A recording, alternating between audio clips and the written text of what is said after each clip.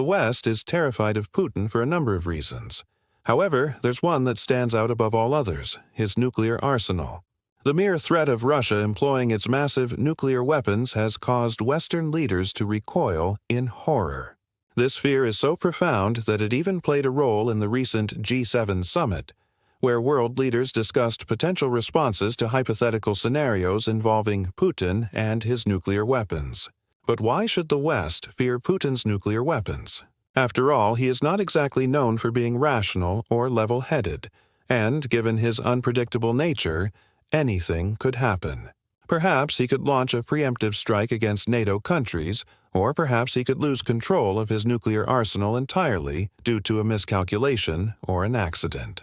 Or maybe he will just use them when he feels like it. Who knows? These fears are not unfounded. After all, we have seen how close the world came to nuclear war during the Cold War, and we have also seen how easily tensions can escalate into open conflict.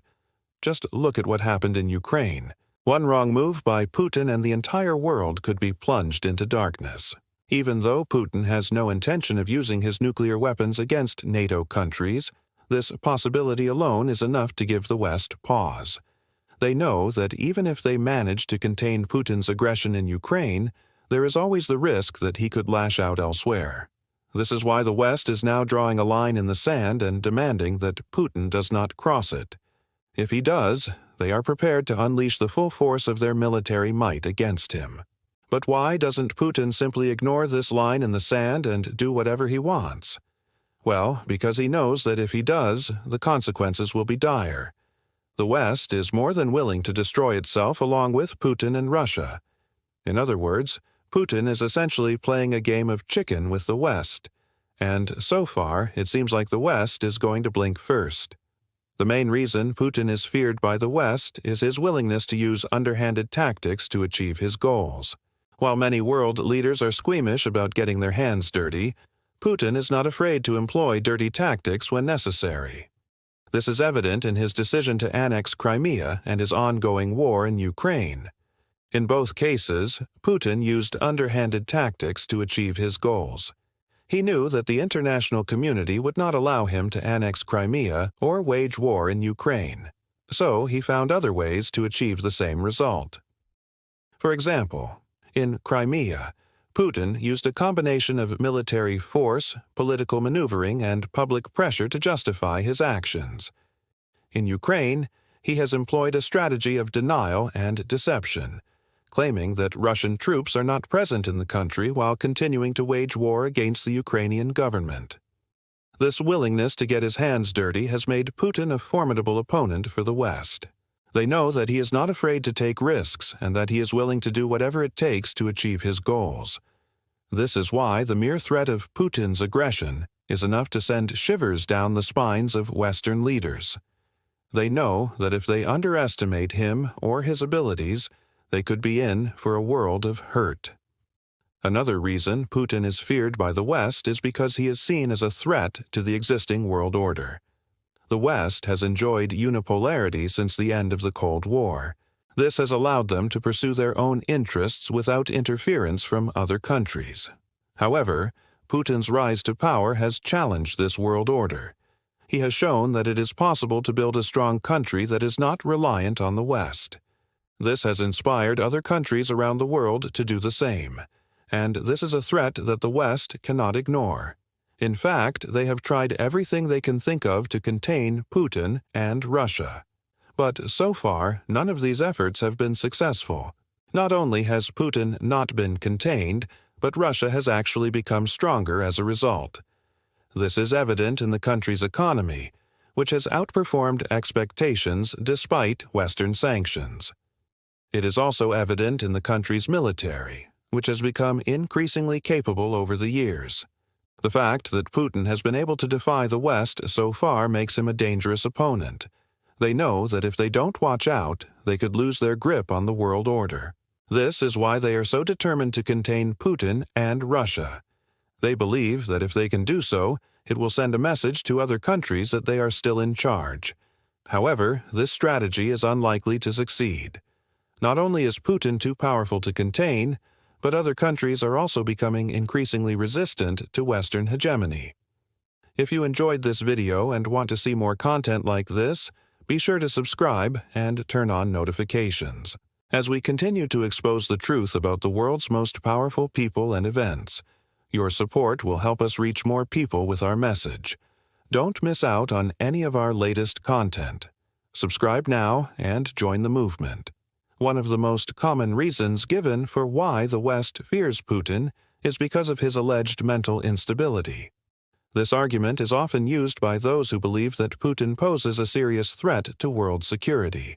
Proponents of this view argue that Putin's behavior is erratic and unpredictable, and that this unpredictability makes him a potential danger to the world. They point to incidents such as the 2007 speech in which Putin described the collapse of the Soviet Union as a catastrophe, as evidence of his unstable mindset. Additionally, Putin's decision to invade Ukraine has been seen as a risky and reckless move that could have been motivated by his mental state. However, the claim that Putin is mentally unstable is largely a misconception. There is no evidence to suggest that Putin is mentally ill or that he is prone to irrational behavior.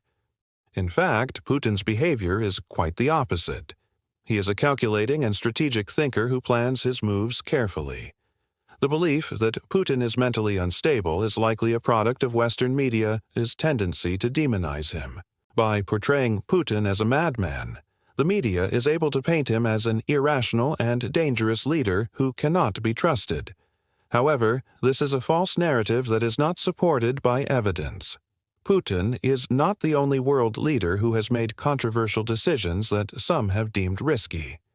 For example, in 2003, George W. Bush decided to invade Iraq, a move that was widely seen as controversial and that led to years of conflict and instability in the region. Similarly, in 2011, Muammar Gaddafi of Libya was ousted and killed in a Western-backed intervention, a move that had significant consequences for the country's stability and security. These examples demonstrate that risky and controversial decisions are not unique to Putin, and that attributing them solely to mental instability is a misleading and unfair characterization. The claim that Putin is mentally unstable is not only false, but it also ignores the complex geopolitical realities of the situation in Ukraine.